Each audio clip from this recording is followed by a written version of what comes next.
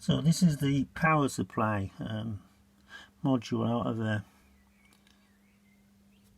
Indesit 126, and it lost its power basically. No lights, nothing. So I checked the basics and then decided that it was something to do with this board. I looked at the capacitors and I couldn't see anything blown, couldn't see any problems at all.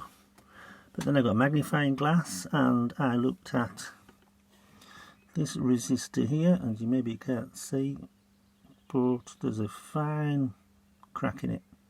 So this resistor is called Siemens English resistor, and it went there. So I put a new one in there, ready to solder in, that one there.